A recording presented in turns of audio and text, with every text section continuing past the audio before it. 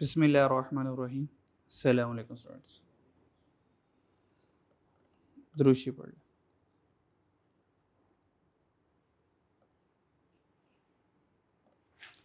अच्छा बच्चों, लास्ट हम लोगों ने मैथमेटिकल कैलकुलेशंस की थी। इन मैथमेटिकल कैलकुलेशन के रिगार्डिंग अगर कोई क्वेश्चन है तो पूछ लें। चलिए, मार्क का मार्जिन क्लियर हो गया था जी। और लास्ट वाला क्वेश्चन नंबर 6 हो गया था, ये सेल टैक्स के साथ था, ये सेल टैक्स वाला साथ था, ये हो गया था। ठीक है, अच्छा जी। लास्ट कॉन्सेप्ट चैप्टर 0 का, then we move to the chapter number 1। ठीक है जी। क्वेश्चन नंबर 4 मार्कअप मार्जिन वाला। ठीक है, शॉर्टकट से। ठीक है जी, ओके। क्वेश्चन नंबर 4 में कह रहा है कि हमारे पास ये, अच्छा, ग्रॉस प्रॉफिट कितना जी? 50,000 है। जीपी मार्जिन कितने हैं? 20%। और हमें क्या चाहिए? कॉस्ट ऑफ सेल चाहिए और सेल चाहिए। तो ठीक है, हम अपना शॉर्टकट बना लेते हैं। हम शॉर्टकट हमारा ये था जी, यहाँ पर था सेल, उसमें से कॉस्ट माइनस करते हैं और यहाँ से क्या रहता है? प्रॉफिट आ जाता है। ऐसे ही ये हमने छोटी सी इनकम स्टेटमेंट बना ली। अब प्रॉफिट कितना है? 20%। तो प्रॉफिट के आगे हमने क्या लिख लिया? 20% लिख लिया। ठीक है जी। अच्छा, उसके बाद ये जीपी मार्जिन है। अगर मार्जिन, इसका मतलब प्रॉफिट ऑन सेल चल रहा है ना? अगर प्रॉफिट ऑन सेल चल रहा है तो सेल बेस है, तो बेस 100 होगी। तो अगर सेल 100 है, प्रॉफिट 20, तो फिर इसको किसी क्या होना चाहिए? 80 होना चाहिए। तो ऑब्वियस बात है, 100 में से 80 माइनस करेंगे तो 20 बचेगा। अब ये सब कुछ हमने बना लिया, परसेंटेज वाइज बना लिया। अब देखते हैं हमारे पास गिवन क्या है। अब देखिए हमारे पास प्रॉफिट गिवन है आज। तो ठीक है, इस प्रॉफिट को 50,000 की जगह प्रॉफिट में लिख दूंगा। तो यहाँ पे 50,000 यहाँ पे लिख दूंगा। 50,000 यहाँ पे लिख दिया मैंने जी। अब देखो 50,000 किस पे पड़ा हुआ है? 20 पे। तो हम क्या कह रहे हैं? 50,000 तुम पढ़े हो 20 पे। अगर कॉस्ट पे जाना है तो मल्टीप्लाई पे कर देंगे 80, तो कॉस्ट आ जाएगा। और अगर कॉस्ट की जगह अगर हम सेल तक डायरेक्ट पहुंचना चाहते हैं तो इसी को मल्टीप्लाई बाय 100 करेंगे तो डायरेक्ट सेल तक पहुंच जाएंगे। ठीक है जी। चलिए, नेक्स्ट हमारे पास कॉन्सेप्ट आ गया जी, separation of fix cost and variable cost. हाँ जी, मैं भी कर देता हूँ। अच्छा, चैप्टर, अच्छा लास्ट कॉन्सेप्ट जी, separation of fix cost and variable cost. Fix cost और वेरिएबल कॉस्ट को सेपरेट करना। सवाल ये पैदा होता है कि फिक्स कॉस्ट और वेरिएबल कॉस्ट को हमने सेपरेट करना ही क्यों है? हमें क्या ज़रूरत पड़ेगी कि हम फिक्स कॉस्ट को, वेरिएबल कॉस्ट को, दोनों को सेपरेट करें? जैसा कि इस कॉन्सेप्ट की रियल एप्लीकेशन हमें नज़र आएगी जब हम डिसीजन मेकिंग पढ़ेंगे। डिसीजन मेकिंग में ये कॉन्सेप्ट हमें यूज़ होगा। ठीक है, डिसीजन मेकिंग में कॉन्सेप्ट यूज़ होगा। मार्जिनल कॉस्टिंग में, क्योंकि मार्जिनल कॉस्टिंग इटसेल्फ एक डिसीजन मेकिंग है, तो उसमें ये यूज़ होगा।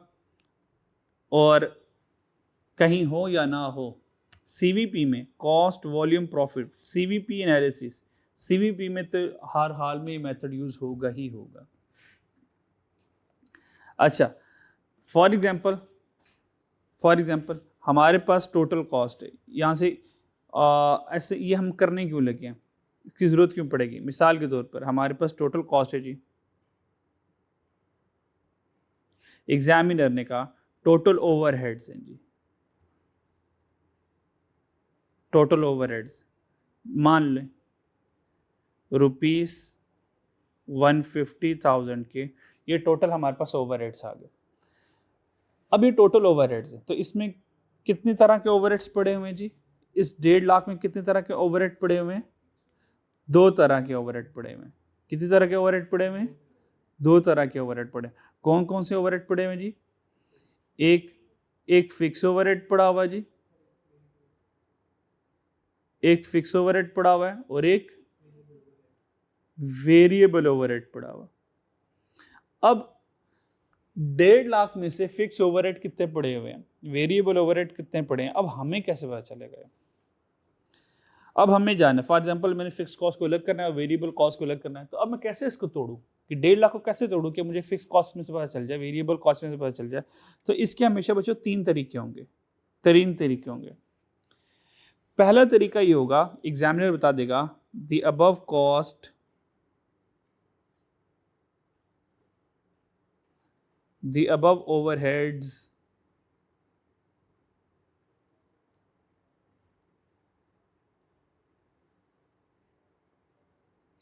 the above overhead include rupees 50,000 as fixed overhead। वो कह देगा भाई जो ऊपर वाले 1.5 लाख नज़र आ रहे हैं ना, उसमें से 50 फिक्स है, खुद कह देगा। तो हमने कहा चलो बड़ी अच्छी बात है यार, तुमने खुद ही बता दिया कि 50 फिक्स्ड हो गए और रिमेनिंग जो होगा वो हमारे पास क्या हो जाएगा, वेरिएबल हो जाएगा। तो ये तो आसान वाला काम था, एग्जामिनर खुद ही बता देगा, टोटल बताएगा और टोटल के बता खुद ही बता देगा फिक्स कितना है, वेरिएबल कितना है, तो सबसे आसान काम हुआ करेगा। सेकंड एग्जामिनर क्या कह सकता, सेकंड एग्जामिनर ये कहेगा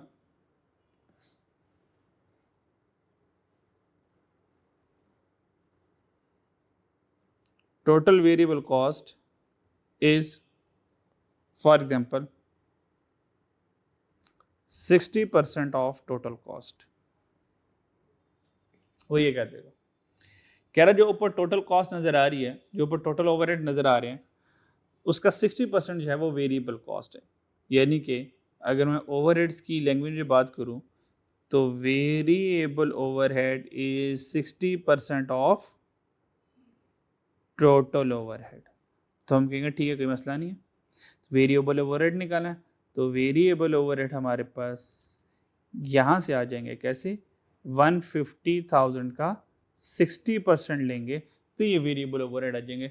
और ऑब्वियस बात है 150 का 60% वेरिएबल है तो 150 का 40% क्या होगा, हमारे पास फिक्स्ड आ जाएगा। ये मसला भी हल हो गया।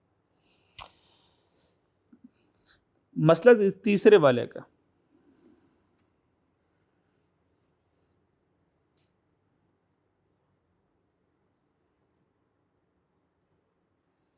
when there is no information,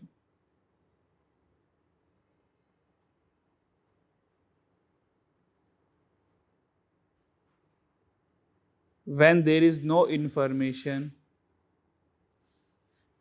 about fixed और वेरिएबल ओवरहेड। जब कोई इन्फॉर्मेशन ही नहीं है कि भाई फिक्स कितना है, वेरिएबल कितना, कोई इन्फॉर्मेशन नहीं है, अब इस केस में क्या करेंगे, तो इस केस में क्या करेंगे, एग्जामिनर हमें डेटा प्रोवाइड कर देगा। क्या कर देगा जी, एग्जामिनर हमें डेटा प्रोवाइड करेगा। तो examiner will provide data, examiner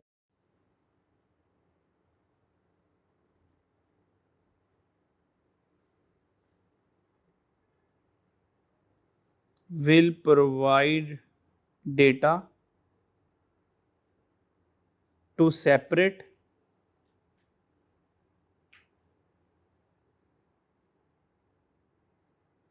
fixed overhead and variable overhead। कहाँ से जी, फ्रॉम टोटल ओवरहेड।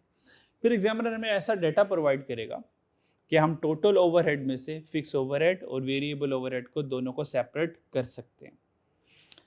अब करना कैसे है, हाँ ये करना कैसे, टोटल ओवरहेड में से फिक्स और वेरिएबल अलग करना, इस तरीके को कहते हैं हाई लो मेथड।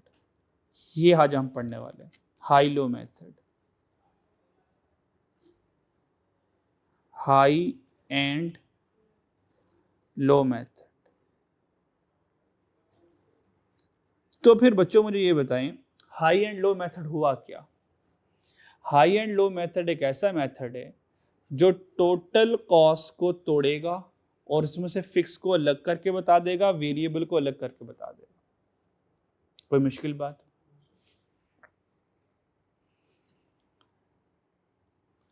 तो हाई लो मेथड कब लगता है, अब हेडिंग पढ़े जरा समझ लीजिएगी, separation of fix cost and variable cost. ये फिक्स कॉस्ट को और वेरिएबल कॉस्ट को सेपरेट करता है टोटल कॉस्ट में से।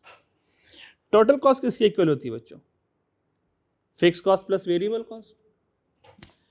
Total fix cost as it is आ गया और ये वेरिएबल कॉस्ट का ब्रेकअप होता है। टोटल वेरिएबल कॉस्ट का ब्रेकअप कैसे होगा जी, वेरिएबल कॉस्ट पर यूनिट, आगे जितने भी यूनिट्स आ जाएंगे तो units multiply by variable cost per unit, दोनों मल्टीप्लाई होंगे तो हमारे पास क्या बन जाएगी, टोटल वेरिएबल कॉस्ट बन जाएगी। यहाँ तो कोई मसला। अब हाइलो मेथड का फॉर्मूला क्या होता है? हाइलो मेथड में याद रखिएगा हमेशा पहले नंबर पर हम variable cost per unit find करते हैं। पहले नंबर पर वेरिएबल कॉस्ट पर यूनिट आएगी और दूसरे स्टेप में, सेकंड स्टेप में जाके फिक्स कॉस्ट आएगी। वेरिएबल कॉस्ट कैसे फाइंड करेंगे? वेरिएबल कॉस्ट कैसे फाइंड करेंगे? आप लोगों ने इकोनॉमिक्स में मार्जिनल कॉस्ट का फॉर्मूला पढ़ा होगा। मार्जिनल कॉस्ट का change in total cost, change in units, हल्का फुल्का याद है? मार्जिनल कॉस्ट का formula change in total cost divide by change in units. बस ये जो वेरिएबल कॉस्ट पर यूनिट है ये मार्जिनल कॉस्ट ही है, ये मार्जिनल कॉस्ट ही है। यानी कि शॉर्टकट में अगर मैं इसका फॉर्मूला लिखूं, शॉर्टकट में अगर इसका मैं फॉर्मूला लिखना चाहूँ तो ये लिखूंगा change in total cost divided by change in units.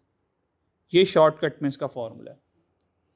अब चेंज कब आता है? दो चीजों के दरमियान में चेंज आता है ना, दो चीजों के दरमियान में चेंज आता है। तो चेंज किसका लेना है? हाँ, कॉस्ट के लिए हाई और लो कॉस्ट का चेंज लेना है और यूनिट्स के लिए हाई और लो यूनिट्स का चेंज लेना है। तो ये आपके पास directly variable cost per unit आ जाएगी। क्लियर है क्या? जब वेरिएबल कॉस्ट पर यूनिट आ जाएगी तो अब हमें क्या चाहिए होगा? फिक्स कॉस्ट चाहिए होगा। अच्छा, इक्वेशन क्या होती है? इक्वेशन क्या होती है हमारे पास? हमारे इक्वेशन क्या होती है? Total cost is equal to fix cost plus variable cost. तो सोचो आज मुझे ये फिक्स कॉस्ट चाहिए, ये फिक्स कॉस्ट चाहिए, तो वेरिएबल कॉस्ट इधर आके माइनस नहीं हो जाएगा? तो इक्वेशन क्या बन जाएगी? Total cost minus variable cost. ये वेरिएबल कॉस्ट मैंने लिखी हुई है। अब टोटल कॉस्ट अगर हाई लेंगे तो यहाँ से हाई के यूनिट्स लेंगे, और ज़रूरी नहीं हाई लें। अगर आप यहाँ पे टोटल कॉस्ट लो में लेते हैं, यानी कि फॉर्मूला, ये फॉर्मूला इस तरह से बन जाएगा। अगर मैं इसको सिंपल तरीके से फॉर्मूला बनाना चाहूँ तो ये बन जाएगा fix cost is equal to, ये देखें, total cost minus variable cost per unit multiply by units. अगर तो मैं ये वाली कॉस्ट हाई लेता हूँ तो यहाँ पे यूनिट्स भी हाई लूँगा, और अगर मैं ये वाली कॉस्ट लो लेता हूँ तो यहाँ पे यूनिट्स भी लो लूँगा। दोनों से आंसर सेम आएंगे। तो हाई लो मेथड के लिए फर्स्ट स्टेप मैं ये करूंगा, सेकंड स्टेप मैं ये करूंगा। ये दोनों स्टेप रिवाइज करें, फिर एक क्वेश्चन से समझाता हूँ।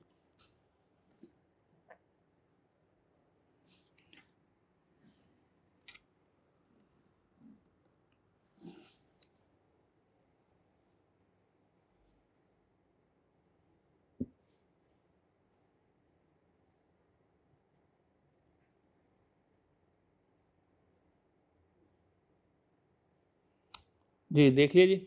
चलें अब एक क्वेश्चन समझते हैं। जहाँ से समझ ना आए मुझे फ़ौरन बता दीजिएगा, और इंशाल्लाह ऐसा नहीं होगा कि आपको समझ ना आए। ठीक है जी, समझ लग जाएगी आपको।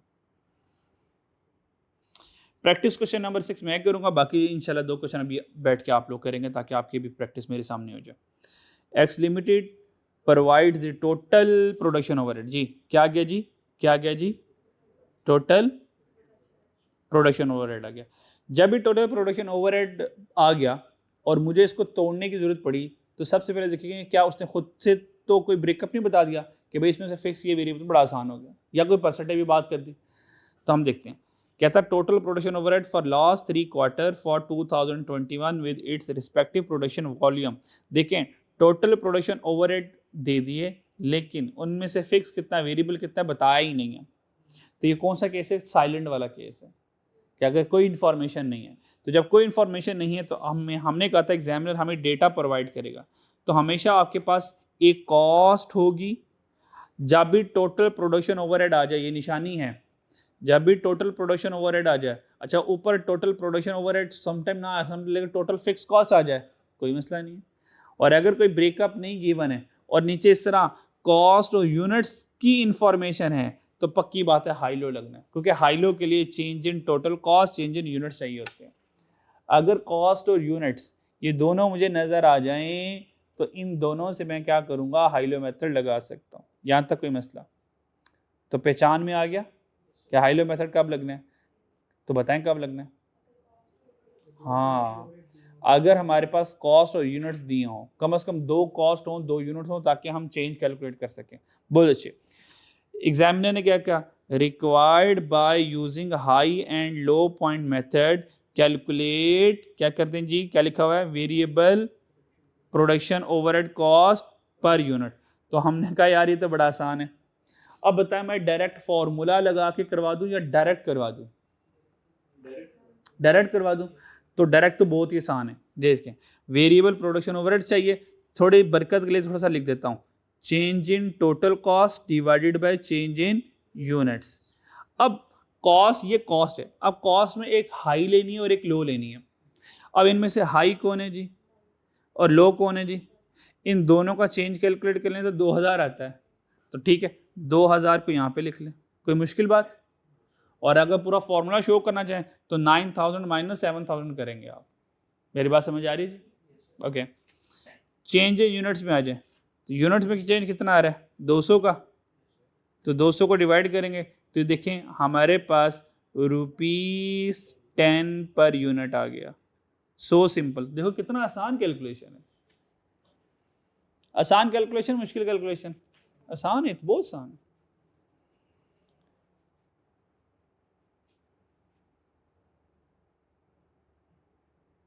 यहां तक कोई मसला बच्चों?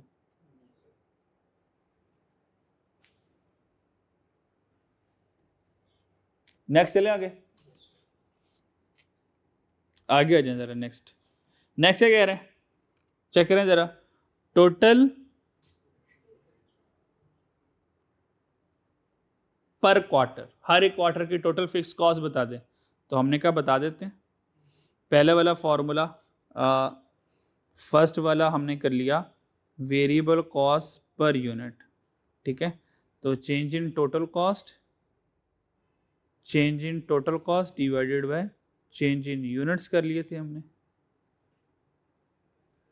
और वो हमारे पास आंसर आ गया था 2000 डिवाइडेड बाय 200, सो ₹10 पर यूनिट आ गया था। सेकंड स्टेप में हम फाइंड करेंगे फिक्स कॉस्ट। फिक्स कॉस्ट का formula total cost minus variable cost per unit multiply by number of units. अच्छा ओके।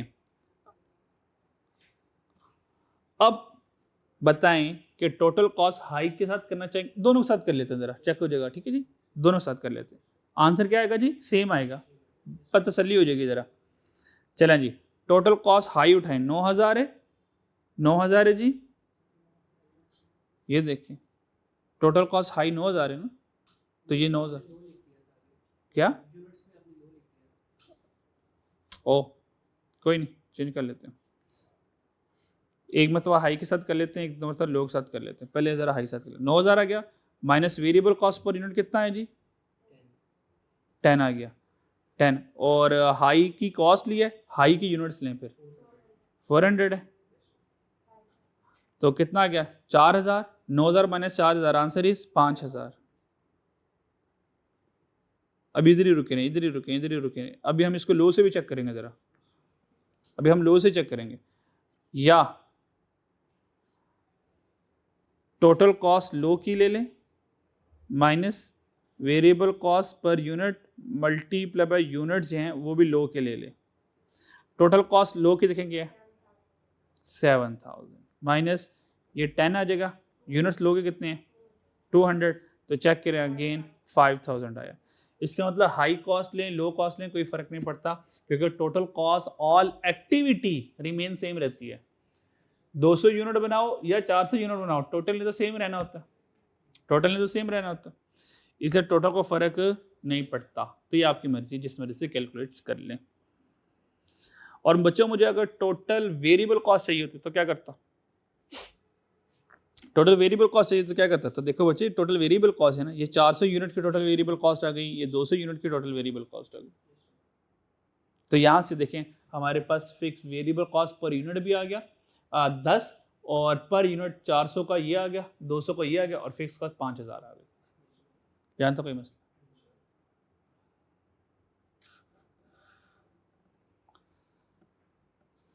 लास्ट में आ जाए, लास्ट में आ जाए, अगर मुझे एस्टिमेट करना है, अंदाज़ा लगाना है कि एस्टिमेट करें total production overhead cost 350 unit.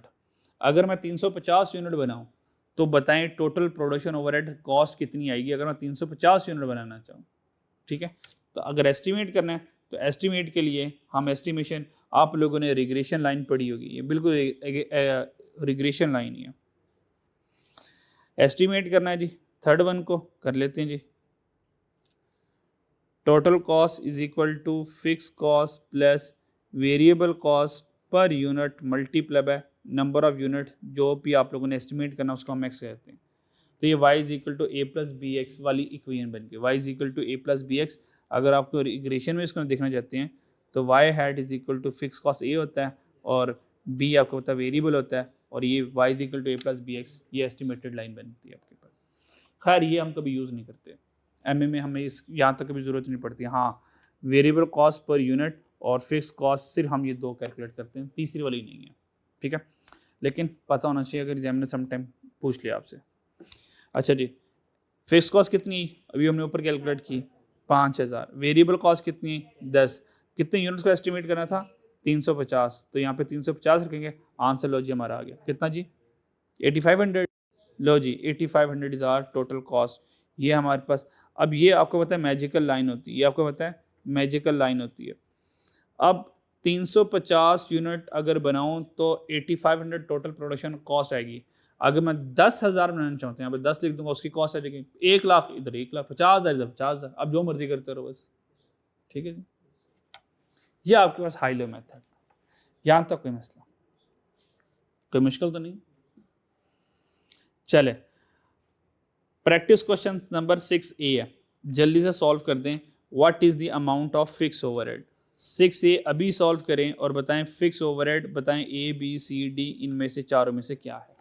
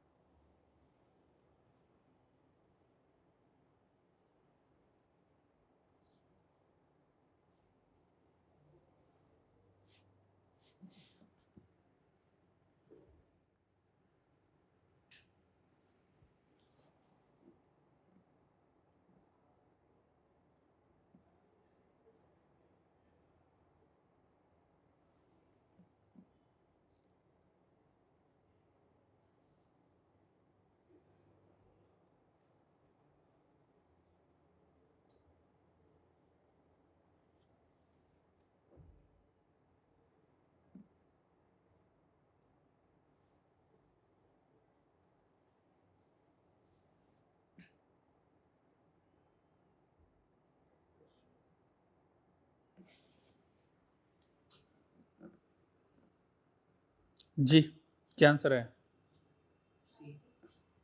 Charlie answer है जी, मुझे सॉल्व करने की जरूरत है जी। ठीक है जी, क्वेश्चन नंबर 6B पे आ जाए जरा। इसमें थोड़ी सी एक वैरायटी आएगी, छोटी सी वैरायटी आएगी, वो छोटी सी वैरायटी पहले देख लें ज़रा।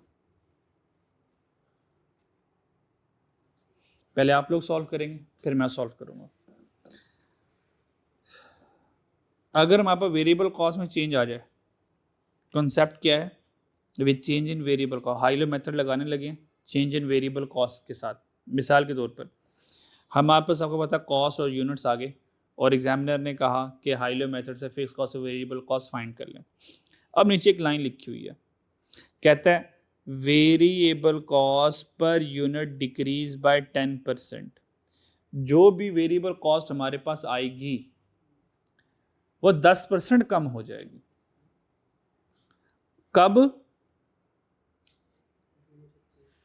If unit exceed 10,000।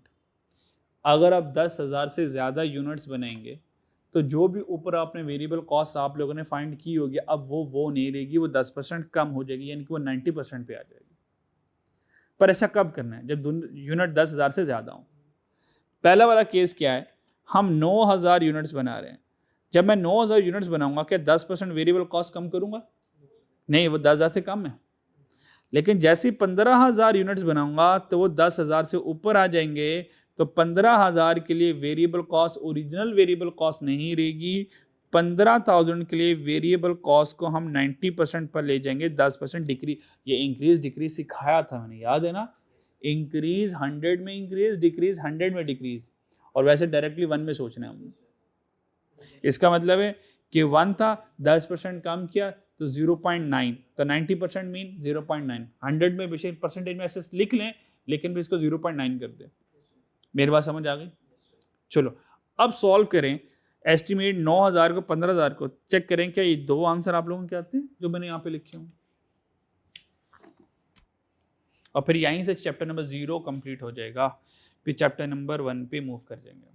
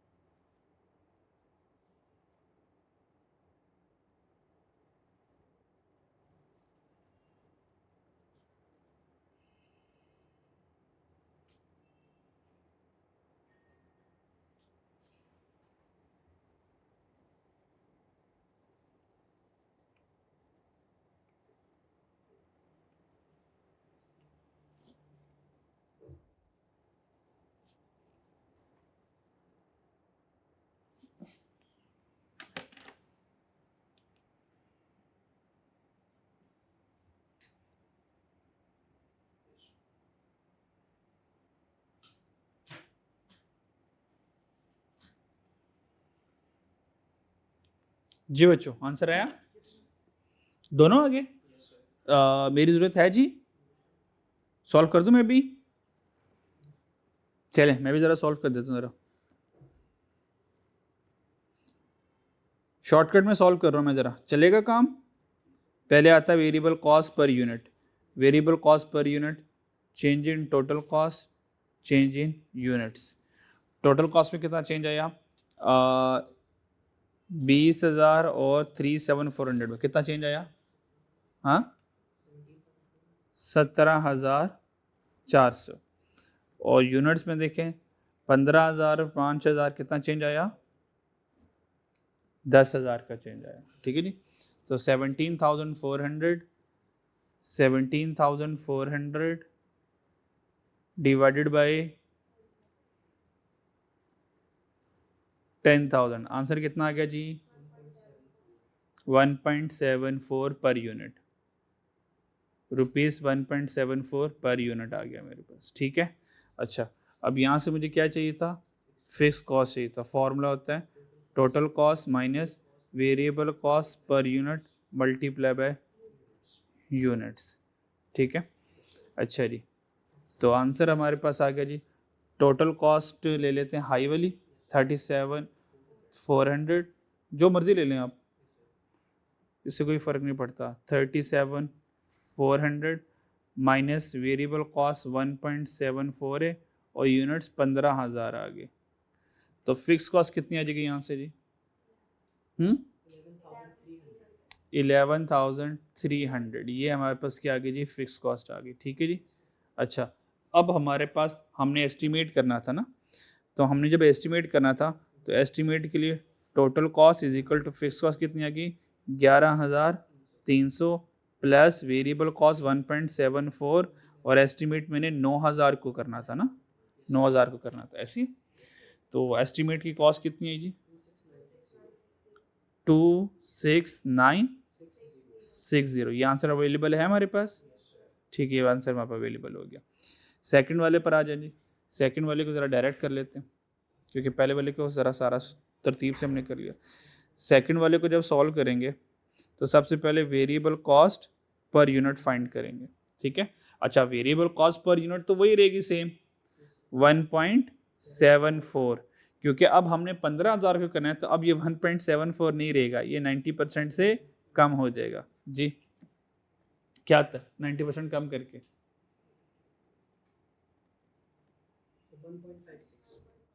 1.57 डी। अब 1.57 यूज करेंगे, बाकी गेम खत्म गेम। तो हम क्या करूँगा 11,300 फिक्स कॉस्ट आ गई प्लस अब वेरिएबल कॉस्ट 1.74 नहीं लूँगा, 90% डिक्रीज करके 1.57 लूँगा और मल्टीप्लाई जब 15,000 को प्रिडिक्ट करूँगा तो उसके अकॉर्डिंग आंसर आएगा। क्या आंसर आता है जी 34790। कोई मुश्किल बात, कोई पूछने वाली बात हो जी, कोई बात समझना आई हो जी? जी जी बच्चों ऑल इज क्लियर जी, पक्की बात है? ठीक है, कोई भी बात कंफ्यूज हो, कोई भी बात समझ ना आए तो विदाउट एनी हेजिटेशन आप मुझसे सवाल पूछ सकते हैं। आप लोग सवाल पूछेंगे फिर आपके कॉन्सेप्ट क्लियर होंगे। अगर आप सवाल नहीं पूछेंगे कॉन्सेप्ट अंदर ही अंदर पकते रहेंगे, बनते रहेंगे, पर उनके जवाब आपके पास नहीं होंगे, तो अल्टीमेटली क्या होगा, सब्जेक्ट आपका मुश्किल बन जाएगा। तो जो चीज़ समझना है, पॉइंट समझना है, वहीं पे क्लियर कर लें, ठीक है जी?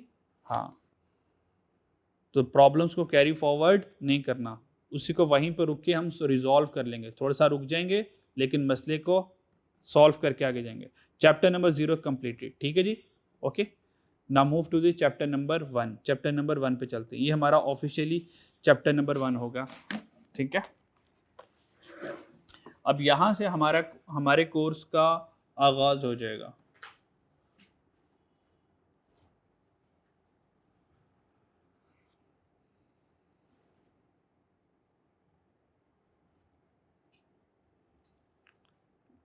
लेक्चर नोट्स आपको मैं सेंड कर दूंगा जी।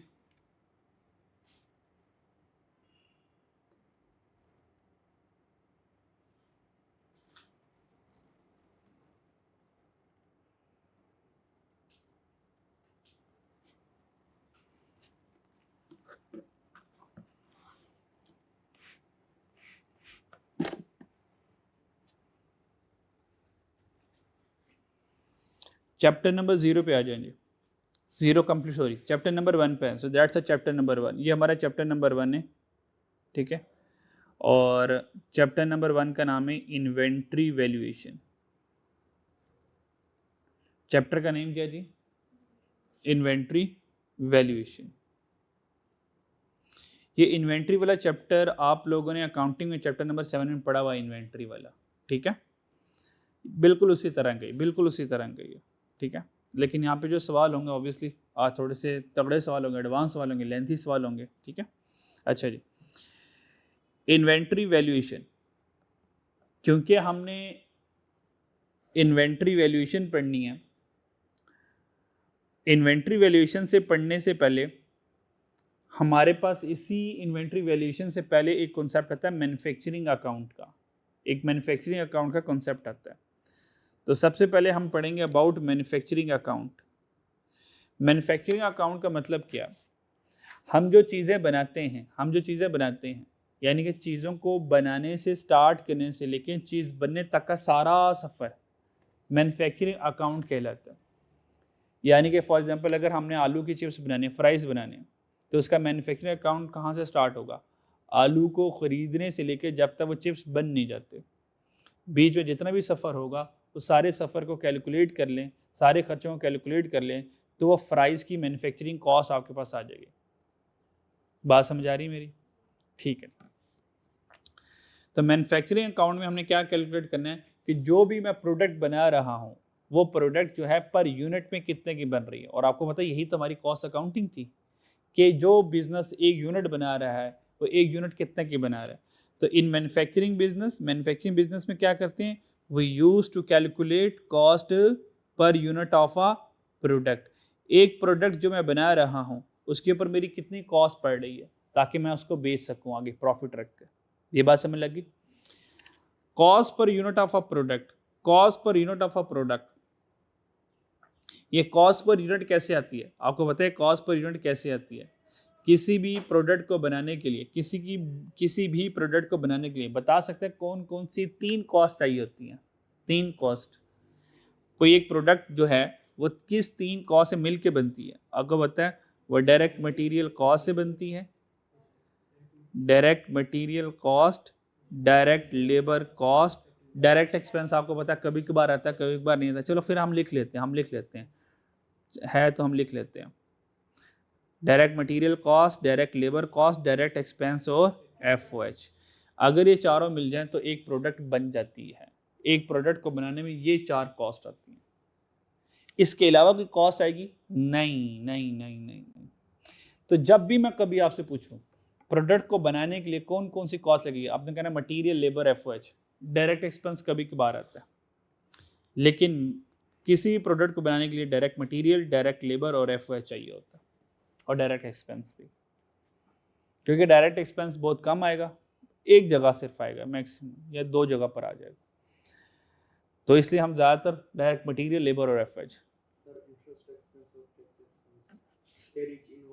सब कुछ इधर आएगा, सब कुछ इधर आएगा, सब कुछ इधर आएगा, सब कुछ इस तीनों के अंदर आएगा। मटेरियल के अंदर क्या आएगा, लेबर के अंदर क्या आएगा और FOH के अंदर क्या आएगा, अब आज हम डिटेल में पढ़ने वाले हैं। पर 3 चीज़ें आएंगी, मटेरियल, लेबर और FOH। डन जी। चलें, मान लें हमारे बिजनेस का आज दूसरा साल है। हमारे बिजनेस का कौन सा साल है? दूसरा साल है। याद रखिएगा, जब भी आप एक प्रोडक्ट बनाएंगे, वो प्रोडक्ट इन 3 कमरों से गुजर के बनेगी। ये 3 कमरे हैं। पहले वाले कमरे का नाम क्या है? Raw material store. दूसरे वाले कमरे का नाम क्या है? Production department. और प्रोडक्शन डिपार्टमेंट कहाँ पर होगी? फैक्ट्री में होगी, क्योंकि यहाँ पे प्रोडक्शन हो रही है तो यहाँ पे चीज़ें बन रही होंगी, इसलिए इसको वर्क इन प्रोसेस भी कहते हैं। वर्क इन प्रोसेस भी कहते हैं, प्रोडक्शन डिपार्टमेंट में बनते हैं। और फिर तीसरा कमरा कौन सा हो गया? फिनिश गुड्स होगी। चीज़ें बनकर हम क्या करेंगे? ये फिनिश गुड वाले स्टोर में रख देंगे। तो किसी भी फैक्ट्री में कितने कमरे होंगे?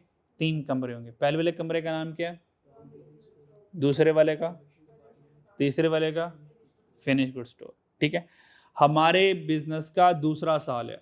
अगर मान लो हमारे बिजनेस का पहला साल होता, अगर पहला साल होता, क्या मटेरियल पड़ा होता या कमरा खाली होता? आज मेरा पहला दिन है बिजनेस का, क्या ये कमरा पड़ा होता या खाली होता? खाली होता, क्योंकि अभी मैं आया हूँ, अभी तो मैंने चीज़ें खरीदनी हैं, तो रॉ मटेरियल ओपनिंग ना पड़ा होता। तो ओपनिंग मटेरियल नहीं पड़ा होगा अगर आज मेरे बिजनेस का स्टार्ट है। तो इसलिए मैंने कहा कि हमारे बिजनेस का दूसरा ईयर है। हमारे बिजनेस का कौन सा साल है जी? सेकंड ईयर है।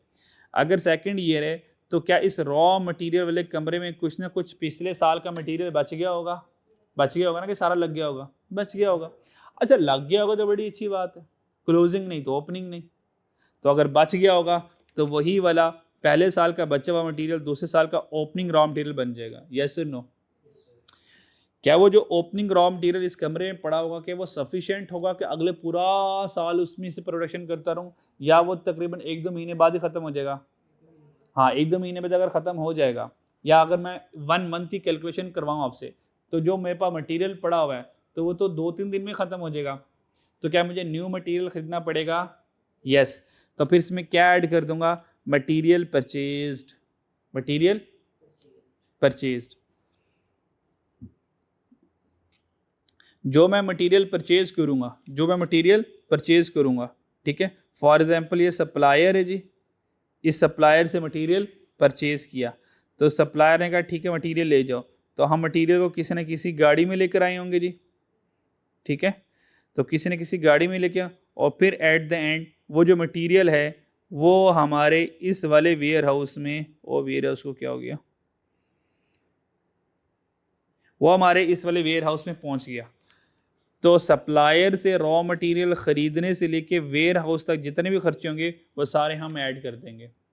तो अभी फ़िलहाल मोटी मोटी सी बातें कर लेते हैं।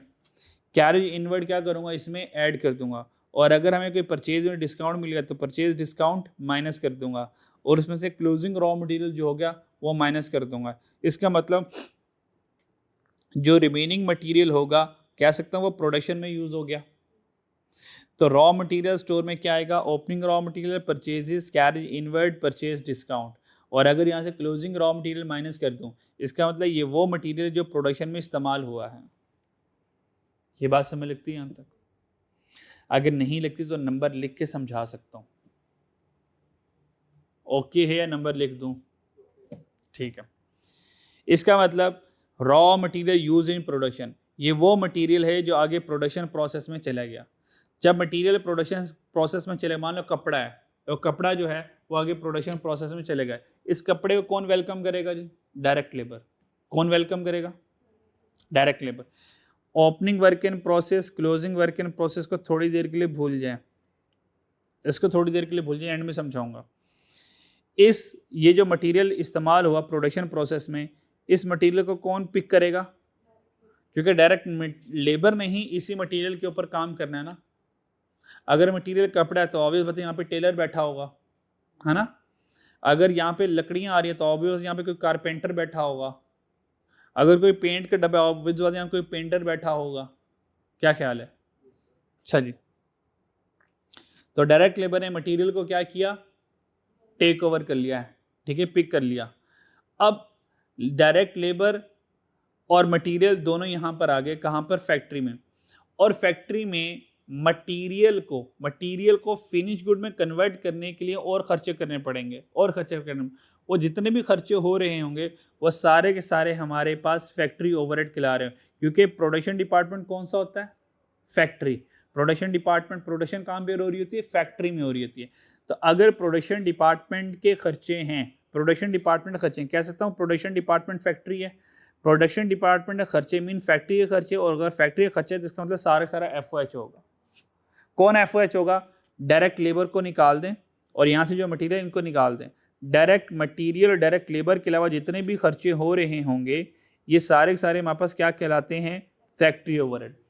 अब फैक्ट्री में जो खर्चा हो रहा है, जो खर्चा हो रहा है, वो सारा के सारा खर्चा हम रिकॉर्ड करेंगे FOH के नाम से। मिसाल के तौर पर वहाँ पे गार्ड होगा जो फैक्ट्री की देखभाल कर रहा होगा, क्योंकि अगर गार्ड नहीं रखेंगे तो मटेरियल चोरी हो जाएगा हमारा। क्या ख्याल है? सुपरवाइजर होगा जो कि क्वालिटी इंश्योर कर रहा होगा, भाई तुम काम करो, ठीक है, तुमने बेटर क्वालिटी ऑफ प्रोडक्शन जो है वो प्रोड्यूस करनी है, गुड्स प्रोड्यूस करनी है। वर्कर्स वहाँ पर होंगे, तो वर्कर्स अगर वहाँ पे कोई दोपहर का खाना भी खाते हैं तो जो खर्चा तो आ रहा है दोपहर के खाने में, तो दोपहर के खाने का जो खर्चा होगा वो भी कहाँ पे जाएगा? FOH में जाएगा।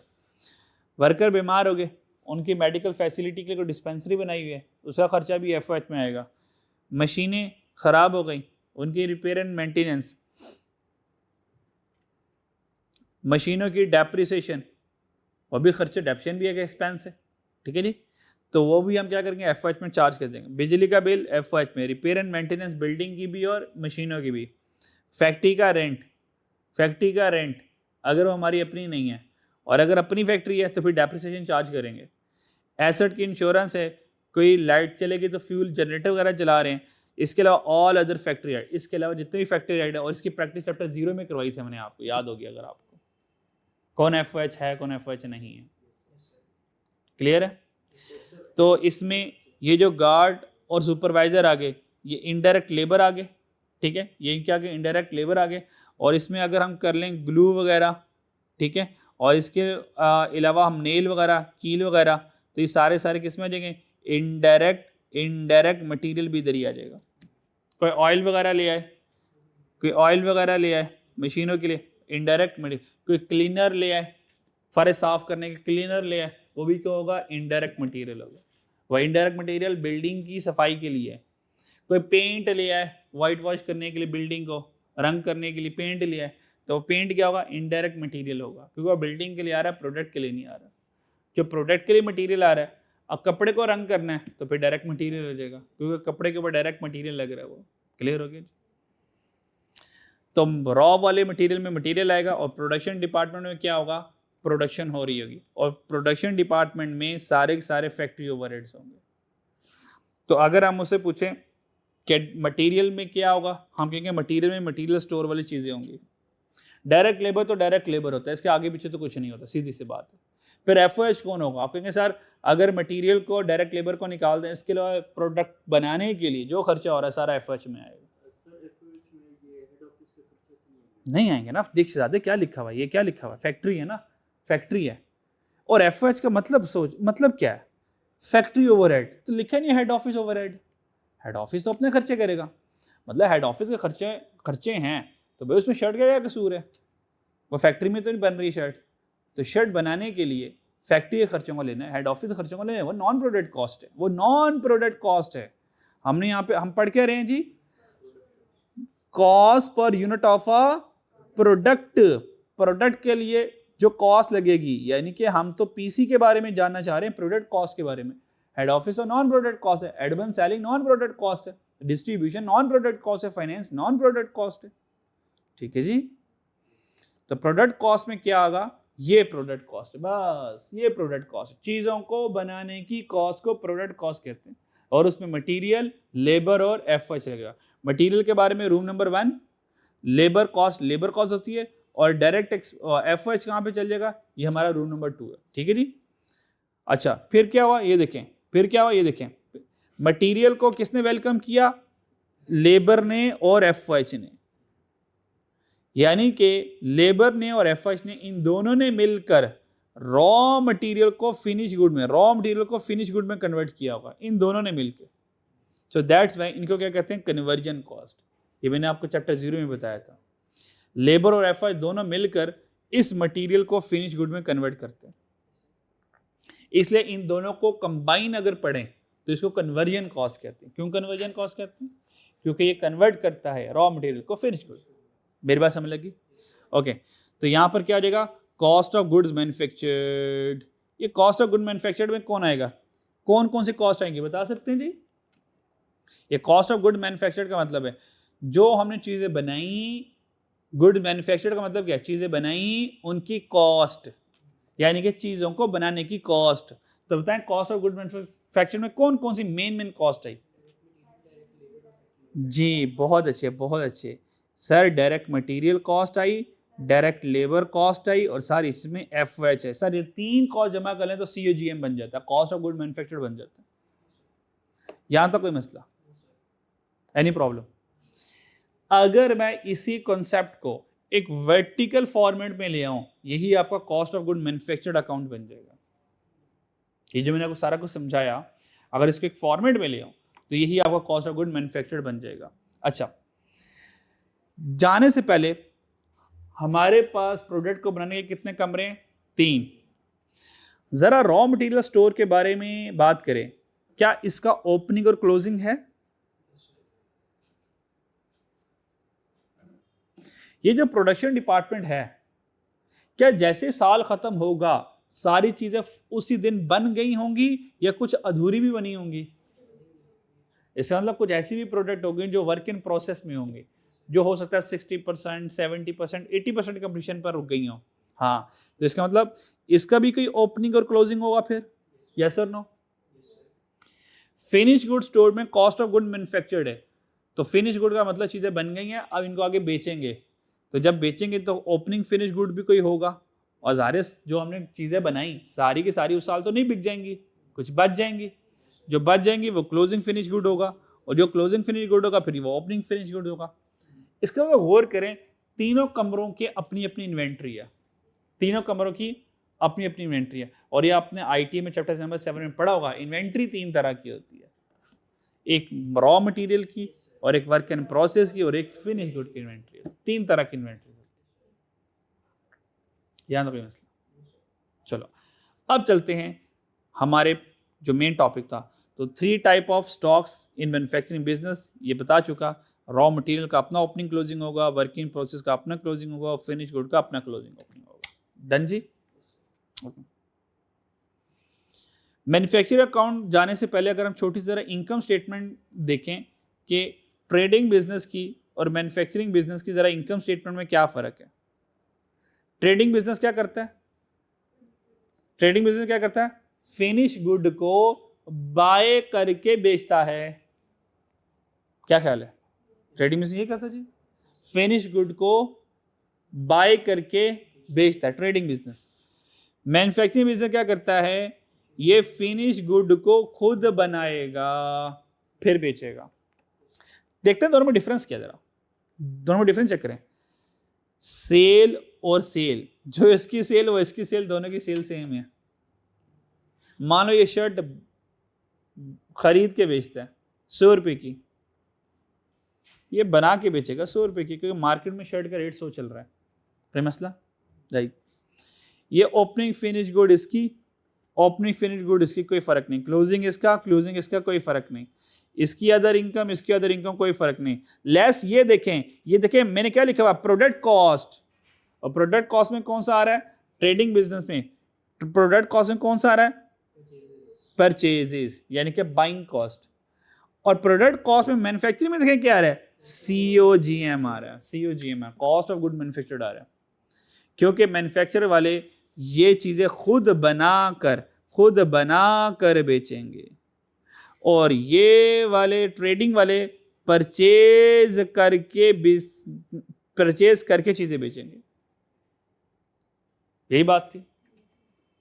बाकी ऑल रिमेन सेम नहीं है, इसका और इसका दोनों का सेम नहीं है, बल्कि सब कुछ सेम नहीं है, सब कुछ सेम है। तो चेक करें इनमें डिफरेंस क्या है। वो डिफरेंस वो है जो मैंने हाईलाइट किया हुआ है, एक ये नीले वाला और एक ये लाल वाला। वो परचेज करके सेल करेगा, ये मैन्युफैक्चर करके सेल करेगा। और यहां पर दोनों में डिफरेंस क्या है, ये परचेज और यहां पर क्या, कॉस्ट ऑफ गुड मैन्युफैक्चर्ड, ये दोनों में डिफरेंस। अब सवाल ये है कि कॉस्ट ऑफ गुड मैन्युफैक्चर्ड कैसे आएगा। अब ये वाला इसका आंसर ऊपर पढ़ाओ जो मैंने ऊपर पढ़ाया कि कॉस्ट ऑफ गुड मैन्युफैक्चर्ड में डायरेक्ट मटेरियल, डायरेक्ट लेबर और एफर्ट, 3 चीजें आती हैं। अगर एग्जामिनर हमसे ये पूछ ले यार कॉस्ट ऑफ गुड मैन्युफैक्चर मुझे भी बता दो कैसे कैलकुलेट करते हैं, तो जो हमने ऊपर 3 कमरे पढ़े उन्हीं 3 कमरों को मैं एक फॉर्मेट की शक्ल में लिख दूंगा। वो ये आपके पास पड़ा हुआ cost of good manufactured. Check कर लें, ये पहले वाला कमरा नहीं आ गया, रॉ मटेरियल वाला कमरा, मटेरियल नहीं आ गया। देखें क्या आएगा, opening raw material, add material purchase, फिर लेस कर दूंगा परचेज डिस्काउंट, फिर कोई परचेज रिटर्न हुई तो वो भी माइनस कर दूंगा, कैरेज इनवर्ड ऐड कर दूंगा, कोई non refundable tax and duties होंगी वो भी ऐड कर दूंगा, फिर क्लोजिंग रॉ मटेरियल जैसे ही माइनस करूंगा तो ये आ जाएगा रॉ मटेरियल कंज्यूम्ड या raw material used in production process. ये हमारे पास रूम नंबर 1 आ गया। चेक कर ले जरा, ये वही रूम नंबर 1 है। ये आपने इन्वेंट्री में पढ़ा हुआ है। जब आप, मैंने आपको क्या कहा था, रॉ मटेरियल में कौन कौन आएगा, सप्लायर से चीज़ें खरीदने से लेके गोडाउन तक का सारा सफ़र। अगर बीच में मुझे टोल टैक्स पड़ गया तो टोल टैक्स देना पड़ेगा और वो नॉन रिफंडेबल है, तो टोल टैक्स क्यों पड़ा, क्योंकि चीज़ें खरीदने की वजह से पड़ा, ना मैं चीज़ें खरीदता ना मैं टोल टैक्स पे करता। तो जो मैंने टोल टैक्स पे किया है वो चीज़ों को खरीदने की वजह से किया, तो ना मैं खरीदता ना मैं टोल टैक्स पे करता। ठीक है। और मान लो अगर यही चीज़ मेरी चाइना से आती तो कस्टम में रुक जाती चीज़ मेरी, ऐसी कस्टम ड्यूटी पे करनी पड़ती। अब जो कस्टम ड्यूटी पे कर रहा हूँ ये चीज़ों को ख़रीदने की वजह से पे कर रहा हूँ, तो ये जो खर्चा पड़ा कस्टम ड्यूटी का ये किसको पे करूँगा, किसके हिस्से में जाएगा, वो उस प्रोडक्ट के हिस्से में जाएगा। मिसाल के तौर पर हमने 1000 रुपये की परचेज़ की, 1000 रुपये की परचेज़ की, रॉ मटेरियल जो परचेज़ किया वो मैंने 1000 का किया, कस्टम ने कहा ठीक है 1000 है, और कस्टम ड्यूटी उसके ऊपर पड़ गई, मुझे 2000 की ड्यूटी पड़ गई। तो अब मैं क्या करूँगा कि मैं 1000 की खरीद कर लेकर आऊँ 1500 की बेच दूँ। मैं कहूँगा भैया मुझे 3000 की पड़ी है, और बीच में जितने भी खर्चे पड़ेंगे उन सारों को मिला के, सारे खर्चों को मिला के कहूँगा भाई 5000 की चीज़ पड़ रही है, अब मैं 6000 की बेचूंगा। ये क्या इसी के ऊपर फैसला कर लूँ, 1000 के ऊपर फैसला कर लूँगा? नहीं। इसलिए जो मटेरियल कॉस्ट है, इसलिए तो मैंने डिटेल में बताइए मटेरियल कॉस्ट कैसे बनेगी। तो उसमें मटेरियल परचेज भी आएगा, कैरेज इनवर्ड भी आएगा, कोई डिस्काउंट है तो कम कर दूंगा और कोई खर्चा आ गया तो ऐड कर दूंगा। क्लियर? अगर तो नॉन रिफंडेबल है, यहाँ पे मैंने क्या लिखा जी, नॉन रिफंडेबल। अगर रिफंडेबल होगा तो इग्नोर करेंगे इंशाल्लाह, वो आगे इंशाल्लाह हम पढ़ेंगे अभी। तो यहाँ पे क्या लिखा हुआ है मैंने वर्ड जी, नॉन रिफंडेबल है जी। Non refundable tax and duties है, वो सेल टैक्स हो, वो इनकम टैक्स हो, वो एक्साइज ड्यूटीज़ हो, वो कस्टम ड्यूटीज़ हो, कोई भी टैक्सेस हो, वो नॉन रिफंडेबल है तो ऐड करेंगे, अगर रिफंडेबल है तो इग्नोर करेंगे इंशाल्लाह। ये भी लेटर ऑन आ जाएगा इंशाल्लाह। तो ये हमारे पास रॉ मटेरियल कंज्यूम्ड आ गया। यहाँ तो कोई मसला बच्चों, रॉ मटेरियल कंज्यूम, ये पहला वाला कमरा हो गया। अच्छा, कॉस्ट, चीज़ों को बनाने के लिए दूसरा खर्चा क्या होता है जी? ना मटेरियल के बाद इंसान तो ले आओ जिसने वो काम करना है, लेबर आएगी। हाँ, मटेरियल के बाद क्या आएगा, लेबर। हाँ ये देखो सेकंड वाला आ गया लेबर, सेकंड वाला खर्चा लेबर। तो लेबर में हमारे पास डायरेक्ट लेबर कॉस्ट आएगी, इसमें तो कोई दो राय नहीं है, आपको पता। फिर डायरेक्ट एक्सपेंस भी आ जाएगा, फिर क्या आएगा, डायरेक्ट एक्सपेंस भी आ जाएगा। और डायरेक्ट एक्सपेंस में आपको पता है रॉयल्टी और लाइसेंस जो है डायरेक्ट एक्सपेंस के एग्जांपल्स हैं। तो क्या करेंगे, material, direct labour, direct expense, ये तीनों के तीनों को ऐड करेंगे। तो आपको मैंने बताया था चैप्टर नंबर 0 में, ये हमारी मेन कॉस्ट होती है, ये हमारी मेन कॉस्ट होती है, इसको प्राइम कॉस्ट का नाम कहते हैं। ये प्राइम कॉस्ट आ गई। प्राइम कॉस्ट तक बताएं कोई मसला? तो अगर आपसे पूछा जाए प्राइम कॉस्ट क्या, आप कहेंगे prime cost direct material cost, direct labour cost और डायरेक्ट एक्सपेंस होता है। ये प्राइम कॉस्ट होता है। सारे डायरेक्ट खर्चों को प्राइम कॉस्ट कहते हैं। मटेरियल लेबर आ गया। अब तीसरा खर्चा कौन सा आता है हमारे पास? FOH। ये तीसरा कमरा आ गया, सॉरी दूसरा कमरा आ गया FOH वाला, फैक्ट्री वाला। अब FOH में क्या आएगा? वो सारे दो जहां के सारे FOH, indirect labour, indirect material, सारा कुछ जो अभी मैंने रूल नंबर 2 में बता कर आया सर, वो सारे खर्चों को हम ऐड करेंगे। तो जब FOH भी ऐड हो जाएगा तो ये हमारे पास क्या रहता है? Current manufacturing cost. Current manufacturing cost का मतलब क्या है? करंट मैन्युफैक्चरिंग कॉस्ट का मतलब क्या है? अभी जो हमने चीज़ें बनाई उनकी कॉस्ट कितनी आई है, ये करंट मैन्युफैक्चरिंग कॉस्ट है। तो करंट मैन्युफैक्चरिंग कॉस्ट का मतलब प्रेजेंट मैन्युफैक्चरिंग कॉस्ट। इसमें कुछ ऐसा भी होगा, ओपनिंग वर्क इन प्रोसेस, इस करंट मैन्युफैक्चरिंग कॉस्ट में ऐसा भी होगा जो पिछले साल का क्लोजिंग होगा, यानी कि ऐसा एक काम होगा जो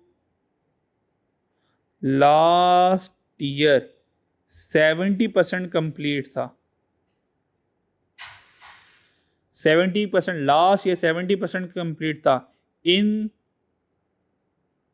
दिस ईयर हमारे ईयर में 30% उनके ऊपर काम हुआ और वो कंप्लीट हो गए। यानी कि करंट मैन्युफैक्चरिंग कॉस्ट में वो भी यूनिट्स कंप्लीट हुए जो पिछले साल से चल रहे थे। 30% पिछले साल तक कंप्लीट हो चुके थे, हमारे साल में से 30% हमने काम किया, वो फिनिश गुड में कन्वर्ट हो गए। तो कह सकता हूँ करंट मैन्युफैक्चरिंग कॉस्ट में ये 30% वाले जो यूनिट्स थे ये हमारे वाले साल में आकर कंप्लीट हुए हैं, तो ये करंट मैन्युफैक्चरिंग कॉस्ट में ऐड हो जाएंगे। फिर in this year for example 80% incomplete है, 80% इनकम्प्लीट है।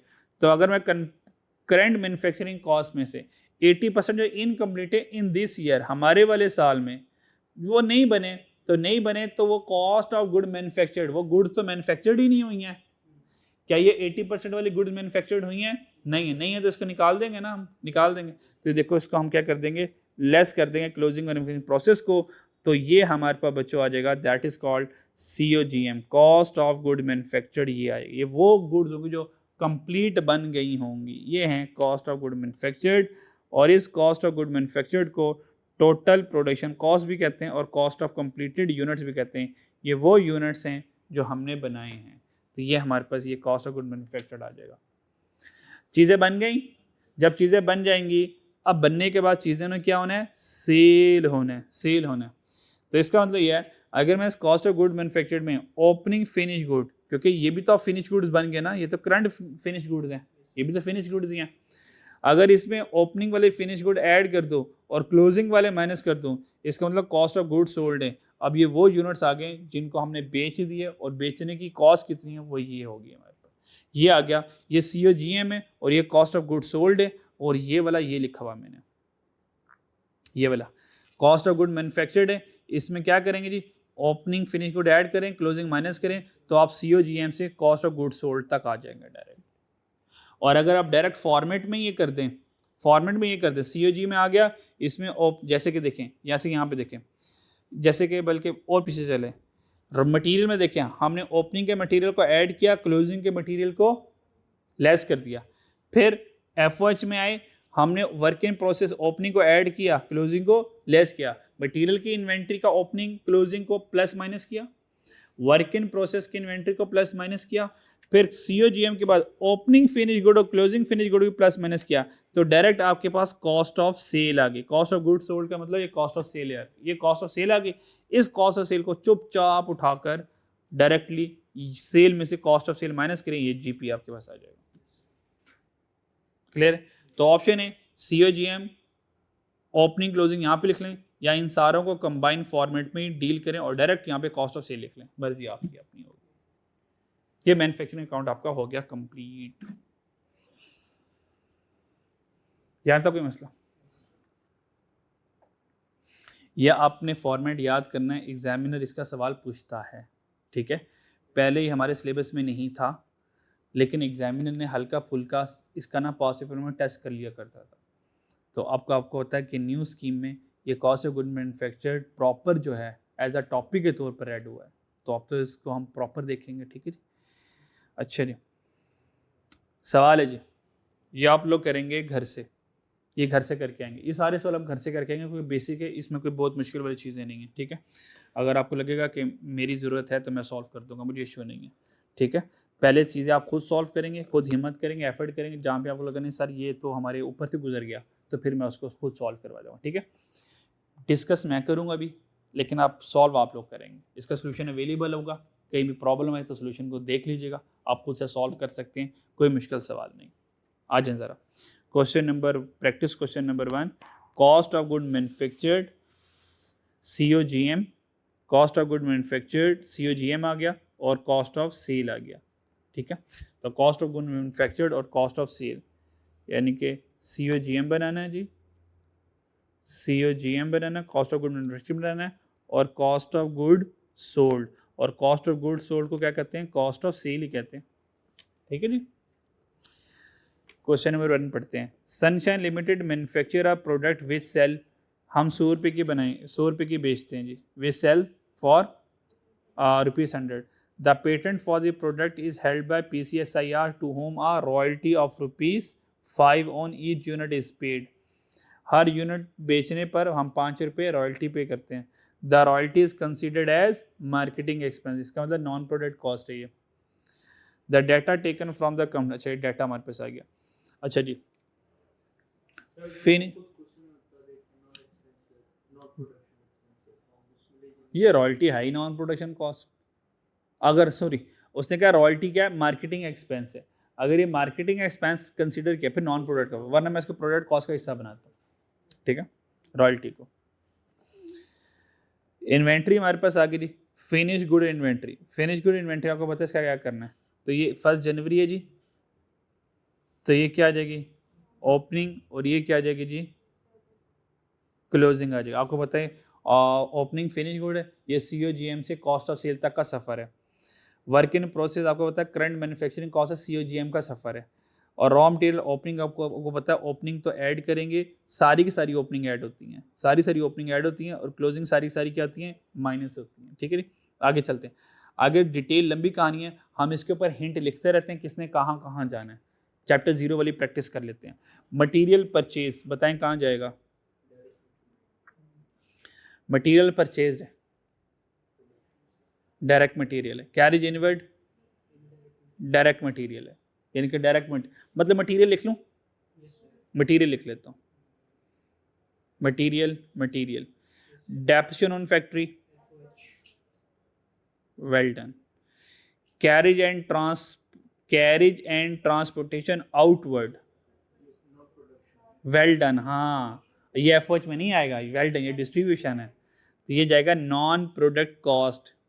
और अगर ये नॉन प्रोडक्ट कॉस्ट जाएगा तो ये इनकम स्टेटमेंट में ये वाला सीन है, ये इनकम स्टेटमेंट है, यहाँ पे डिस्ट्रीब्यूशन में जाएगा, ये यहाँ पे ये सेलिंग में जाएगा, ये यहाँ पे जाएगा, ठीक है। यानी कि जीपी के बाद अदर इनकम आएगी, लेस एक्सपेंसेस में यहाँ पर जाकर ही आएगा खर्चा, ये सारे लेस करेंगे, ये वाला, ये अगर इसको देखें ये ऑरेंज वाला, ये नॉन प्रोडक्ट कॉस्ट में आएगा, ये नॉन प्रोडक्ट कॉस्ट में आएगा, ठीक है जी, समझ आ रही है ना। बस आपने फिर कॉपी पेस्ट ही करना रह जाएगा, क्योंकि मैं सारे भी आपको हाईलाइट तो करवा ही दूंगा। एडवन एक्सपेंस कहाँ जाएगा जी, नॉन प्रोडक्ट कॉस्ट, पता ना कहाँ जाना है कि दोबारा ज़्यारत करवाऊँ मैं। परचेज डिस्काउंट, मार्केटिंग एक्सपेंस,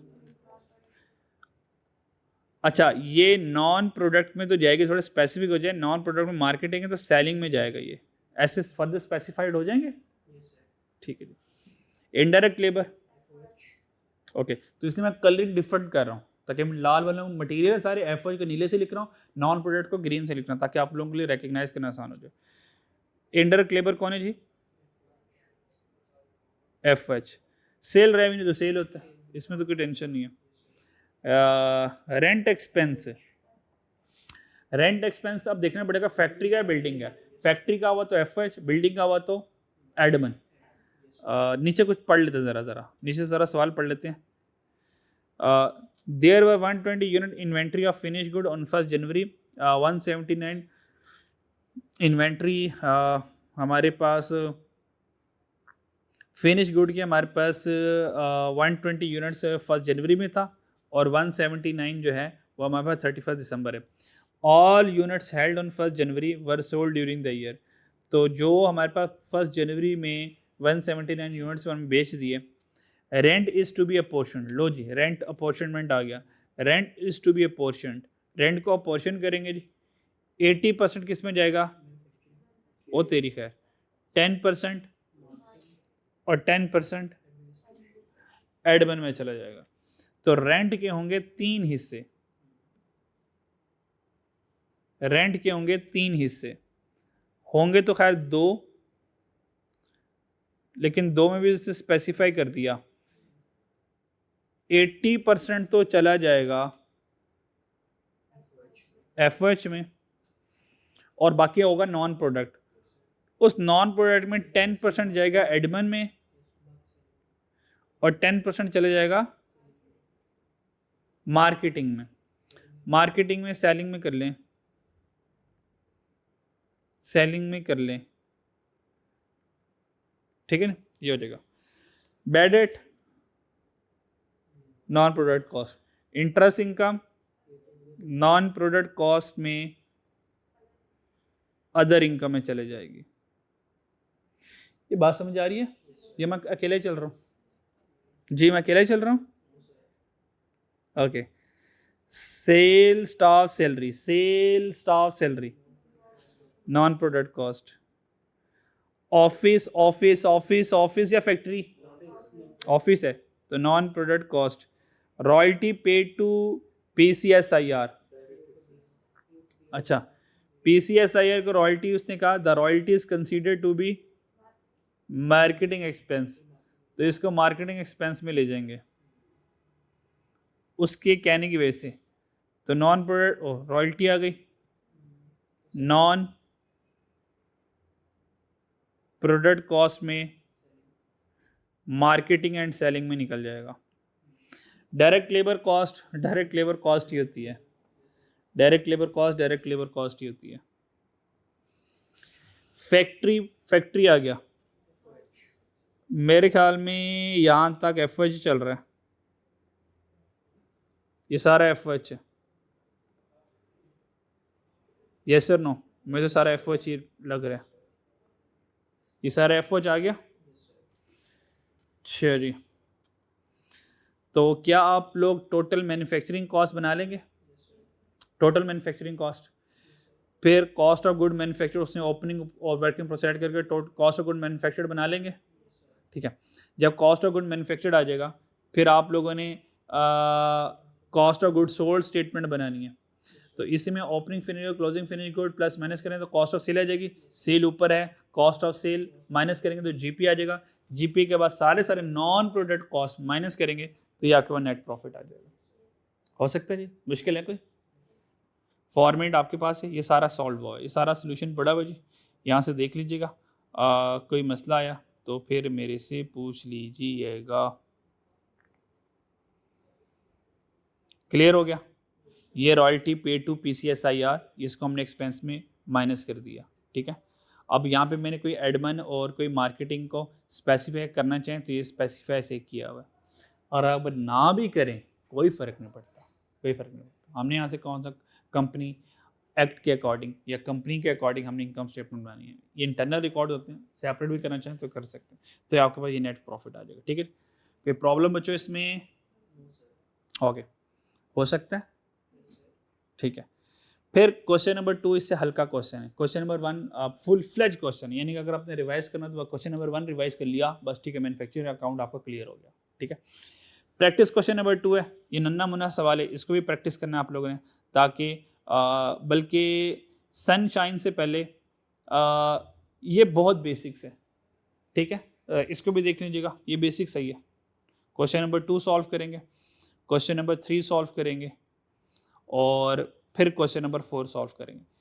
ये 4 सवाल करेंगे, इनमें से जो काम का सवाल है वो सिर्फ क्वेश्चन नंबर 4 है। यानी कि अगर आप सनशाइन वाला कर लें और प्रैक्टिस नंबर क्वेश्चन नंबर 4 कर लें तो आपका काम हो जाएगा। तो आपने क्वेश्चन नंबर 1 करना है और क्वेश्चन नंबर 4 करना है, ये 2 आपके सिर्फ होमवर्क में हो, 2 सवाल हो सकते हैं। बाकी रह गया 2 और 3, 2 और 3 के विषय का परसों कर लीजिएगा, कोई मसला नहीं। लेकिन कल वाले होमवर्क में क्वेश्चन नंबर 1 सनशाइन वाला और ये सोया फ्राई वाला तगड़ा सवाल है, इसके ऊपर आपकी एफर्ट लगेगी, ठीक है। तो इसको कीजिएगा, सनशाइन वाला और ये वाला, ठीक है। ये 2 सवाल आप लोगों ने करने हैं, कम से कम आपके 1.5 घंटा लग जाएगा, आपको 2 घंटे भी लगे तो कोई टेंशन नहीं है, ये पर ये आप लोगों ने लाजमी करना है। बस ये 2 सवाल कर लिए, मैन्युफैक्चरिंग अकाउंट आप संभाल लेंगे। क्लियर हो गया, ठीक है। ये मैन्युफैक्चरिंग अकाउंट का हमारा टॉपिक था जो न्यूली ऐड हुआ, तो ये हमने लोगों ने पढ़ लिया। अब हम यहाँ से स्टार्ट करेंगे इन्वेंट्री। ये इन्वेंट्री वही इन्वेंट्री जो आप लोगों ने IIT में पढ़ी हुई है, ठीक है, या फंडामेंटल ऑफ अकाउंटिंग में FOA में पढ़ी हुई है। इन्वेंट्री है क्या? आपको पता है unsold goods at year end या good held for sale, sir that's a inventory. वो चीज़ें जो हमने सेल करने के लिए बेची हुई हैं वो हमारी इन्वेंट्री कहलाती है। ट्रेडिंग बिजनेस की इन्वेंट्री हमेशा फिनिश गुड के फॉर्म में होती है। जैसे कि अगर हम सुपर स्टोर की बात करें, सुपर मार्केट की बात करें, चिप्स के डब्बे बच गए, कोई कोक बच गई, और अगर हमारी कोई शू की शॉप है उसके जो जूते बच गए जो साल के आखिर तक नहीं बिके, वो स्टॉक होगा। यानी कि ट्रेडिंग बिजनेस का स्टॉक हमेशा फिनिश गुड में होता है। और मैन्युफैक्चरिंग में अभी मैं आपको बता कर रहा हूँ 3 तरह की इन्वेंट्री होती है। Inventory in the form of raw material, inventory in the form of work in process, और inventory in the form of finish good. Clear? अगर हम पेट्रोल बना रहे हैं तो ऑब्वियस बात है वो किसी न किसी फैक्ट्री में बना होगा। हमने कहा ऑयल रिफाइनिंग में बना होगा, ऑयल रिफाइनरी फैक्ट्री होगी, वहाँ पर वो रिफाइन हुआ होगा, और उसका मटेरियल क्या होगा? Crude oil. तो क्रूड ऑयल उसकी इन्वेंट्री में बचे होगा। सारा का सारा क्रूड ऑयल जो है वो पेट्रोल में कन्वर्ट नहीं हुआ होगा। तो क्रूड ऑयल रिफाइनिंग मिल में गया होगा और वहाँ से रिफाइन होकर वो पेट्रोल में, डीजल में, कैरोसिन ऑयल में, मोबाइल में कन्वर्ट हो गया होगा। यॉन हमारे पास धागा है, उस धागे को हमने मशीनों के ज़रिए कपड़े में कन्वर्ट कर दिया। फिर कपड़े को एज अ मटीरियल है उसको प्रोसेस के फैक्ट्री में, उसको शर्ट में, फिनिश गुड में कन्वर्ट कर दिया होगा। दूध है उसको मशीनों के ज़रिए फॉर एग्जांपल हमने योगर्ट में कन्वर्ट कर दिया, ठीक है। तो हमारे पास inventory raw material, work in process, finish good के फॉर्म में होती है। यहाँ पे एक नोट देख लें, हमारे पास store spares and loose tools होते हैं। मिसाल के तौर पर हमारे पास कोई पेचकस पड़ा हुआ है, कोई रेंच पड़ा हुआ है, और कोई बेलचा पड़ा हुआ है, ठीक है। इससे छोटे छोटे टूल्स पड़े हुए, कोई कैंची पड़ी हुई है, इस तरह छोटे छोटे टूल्स पड़े हुए हैं। तो ये भी तो कहीं ना कहीं पे कोई ना कोई मटेरियल है या कोई ना कोई प्रोडक्ट तो है ना ये। अब ये जो स्टोर स्पेयर लूज टूल्स हमारे पास पड़े हुए हैं, हथौड़ी पड़ी हुई है, प्लास पड़ा हुआ है, या इस तरह के औजार पड़े हुए, कोई चेन, कोई रस्सी पड़ी हुई है। अब ये भी तो कोई इन्वेंट्री है, कोई ना कोई प्रोडक्ट तो है ही। अब इसको इसकी इन्वेंट्री कहाँ पे लेके जाएं? तो फिर इसकी इन्वेंट्री को हम अज्यूम करते हैं ये भी हमारे पास रॉ मटेरियल है। तो रॉ मटेरियल में वो मटेरियल जो प्रोडक्ट को बनाने के लिए है वो तो रॉ मटेरियल है ही है। इसके अलावा कोई स्टोर स्पेयर लूज टूल्स भी हैं, वो भी हम रॉ मटेरियल की इन्वेंट्री में इनको भी कंसीडर करेंगे। क्लियर हो गया? अब ये बात थोड़ी सी हट कर है, ये बात हजम नहीं होती, इसलिए इसको मैंने नोट में सेपरेट लिखा हुआ, ठीक है, ताकि आप क्या करें, इसको भी पहचान लें और इसको भी जान लें। यहाँ तो कोई मसला बच्चों? ओके। तो इन्वेंट्री कितनी तरह की होगी? कौन कौन सी? अच्छा, अब हम थोड़े एक एक करके आपको कंसेप्ट बताऊंगा। एक एक करके नया नया कंसेप्ट आपके सामने आता रहेगा ताकि आप लोगों के लिए समझना आसान हो जाए। पहला कंसेप्ट हमारे पास आ गया वैल्यूएशन ऑफ इन्वेंट्री। पहला कंसेप्ट क्या आ गया? हाँ, ये मेन कॉन्सेप्ट है। अब इसी एक कॉन्सेप्ट को पूरा करने के लिए मैं आपको छोटे छोटे से कॉन्सेप्ट बताता रहूंगा और आपका पूरा का पूरा फुल फ्लैश चैप्टर जो है वो तैयार हो जाएगा। वैल्यूएशन ऑफ इन्वेंट्री, हमारे पास एक स्टैंडर्ड होता है IAS 2 इंटरनेशनल अकाउंटिंग स्टैंडर्ड 2। ये इन्वेंट्री का स्टैंडर्ड होता है। इसमें या फिर IFRS में कन्वर्ट हो गया, IFRS ये कहता है वैल्यूएशन ऑफ इन्वेंट्री, यानी कि इन्वेंट्री की जो वैल्यूएशन करनी है, वो इन्वेंट्री की वैल्यूएशन जो है आपने स्टेटमेंट ऑफ फाइनेंशियल पोजीशन में क्या करनी है, यानी कि अमाउंट या value of inventory in SOFP at year end, साल के आखिर में जो आपके पास बैलेंस शीट होगी, स्टेटमेंट ऑफ फाइनेंशियल पोजीशन होगा, SOFP होगा, उसमें आप इन्वेंट्री को किस वैल्यू पे रिकॉर्ड करेंगे। तो IFRS कहता है कि आप इन्वेंट्री को क्या करेंगे, आप इन्वेंट्री को वैल्यू करेंगे at the end of each reporting period, her reporting period के एंड पे आप इन्वेंट्री को हर बार वैल्यू करोगे। कैसे, उसकी कॉस्ट कितनी है और उसकी नेट रियलाइजेबल वैल्यू कितनी है। तो नेट रियलाइजेबल वैल्यू हम लेटर ऑन पढ़ेंगे, फॉर्मूला को होता है estimated selling price, estimated cost to complete, estimated cost to sell होता है, ये हमारे पास होता है NRV। तो हम लोअर ऑफ कॉस्ट और NRV के ऊपर अपनी इन्वेंट्री को रिकॉर्ड करेंगे। इन्वेंट्री को वैल्यू कैसे करेंगे जी, लोअर ऑफ कॉस्ट और NRV के ऊपर अपनी इन्वेंट्री को वैल्यू करेंगे, ये वैल्यूएशन ऑफ इन्वेंट्री होगी। यहाँ तो कोई मसला? अच्छा, तो इन्वेंट्री की वैल्यूएशन, जब भी वैल्यूएशन ऑफ इन्वेंट्री का वर्ड आ जाए, वैल्यूएशन ऑफ इन्वेंट्री का मतलब आ जाए, तो वैल्यूएशन ऑफ इन्वेंट्री का मतलब ये है कि मुझे उसकी कॉस्ट चाहिए और मुझे इसकी NRV चाहिए। ठीक है, NRV क्या है और कॉस्ट क्या है, कॉस्ट और NRV हम टॉपिक है वो हम पढ़ेंगे कुछ देर बाद। बस अभी सिर्फ मैंने बताना था कि वैल्यूएशन ऑफ इन्वेंट्री कैसे होती है। तो वैल्यूएशन ऑफ इन्वेंट्री हमने SOFP में, स्टेटमेंट ऑफ फाइनेंशियल पोजीशन में अपनी इन्वेंट्री को रिकॉर्ड करना है। अच्छा, बता सकते हैं कि SOFP में जब मैं अपनी इन्वेंट्री को वैल्यूएशन करूंगा SOFP में, मान ले ये SOFP आ गया, स्टेटमेंट ऑफ फाइनेंशियल पोजीशन आ गया, यहाँ पे बता सकते हैं कि जब मैं इन्वेंट्री की वैल्यूएशन करूंगा कौन कौन सी इन्वेंट्री यहाँ पर आएगी, यहाँ पर इन्वेंट्री में क्या लिखूंगा, कौन कौन सी इन्वेंट्री यहाँ पर आएगी, बोलें जरा। और बस, हाँ, रॉ मटेरियल सेपरेट आएगा, वर्क इन प्रोसेस सेपरेट आएगा और फिनिश गुड सेपरेट आएगी। ये 3 इन्वेंट्री सेपरेट आ रही होंगी। क्लियर हो गया? अच्छा, यहाँ पर आ जाए सिर्फ वैल्यूएशन ऑफ इन्वेंट्री। अच्छा, अभी मैंने प्रॉपर आपको कॉस्ट सिखानी है, अभी सेपरेटली कॉस्ट के ऊपर पूरा टॉपिक पढ़ाऊंगा, NRV के ऊपर पूरा टॉपिक पढ़ाऊंगा आपको अभी। ठीक है, फिर फर्दर आपको और रॉ मटेरियल के बारे में जानने की सआदत नसीब होगी। ठीक है जी, अब इससे हम वैल्यूएशन ऑफ इन्वेंट्री के ऊपर खेल रहे हैं। चले आए जरा, प्रैक्टिस क्वेश्चन नंबर 5 है वैल्यूएशन ऑफ इन्वेंट्री का। फिनिश गुड 1 है, कॉस्ट कितनी है, सेल प्राइस कितनी है, कॉस्ट टू कंप्लीट नहीं, लेकिन कॉस्ट टू सेल है, कॉस्ट टू सेल है, ऐसी है। क्या यहां से इसकी NRV आ सकती है, NRV आ सकती है इसकी, बताए NRV कितनी आ गई, 7300 NRV आ गई। और अगर बच्चों मैं यहाँ से आपसे पूछूं कि भाई वैल्यूएशन भी बता दो, मुझे इसकी वैल्यू बताओ, वैल्यूएशन बता दो, तो 7300 का मुकाबला किससे होगा, 8000 से। आपको पता है 7300 जीत गई है, यस सर नो, कोई मुश्किल काम नहीं। सेकंड वाले की NRV बताएं, फिनिश गुड 2 की 12000 माइनस 200 तो 11800, 11800 मुकाबला 14000 तो 11800 जीत गया। फिर आ जाए यहाँ पे वर्क इन प्रोसेस में आ जाए, 12000 की कॉस्ट है, सेल कितनी है 14000 है। ऑब्वियस बात है कॉस्ट ऑफ कंप्लीशन लगेगी क्योंकि वर्क इन प्रोसेस है, वो तो फिनिश गुड अधूरी है ही नहीं है, तो उसको कंप्लीट करने की कोई ना कोई तो कॉस्ट लगेगी ना। तो 14000 में से कॉस्ट ऑफ कंप्लीशन माइनस की और कॉस्ट ऑफ सेल माइनस की, आंसर कितना आया 12300, और कॉस्ट कितनी है 12000, ओ 12000 जीत गया। अब 12000 के ऊपर वैल्यूएशन होगी, ये वैल्यूएशन ऑफ इन्वेंट्री ऐसे करते हैं। डन, कोई मसला यहाँ तक? ठीक है, तो 2 रिक्वायरमेंट से उसने कहा था NRV कैलकुलेट कर दो और value of each inventory calculate कर दो, तो हमने NRV भी कैलकुलेट कर दिया। तो ये पार्ट 1 की रिक्वायरमेंट आ गई और ये हमारे पास पार्ट 2 की रिक्वायरमेंट आ गई। यहाँ तक कोई मसला बच्चों?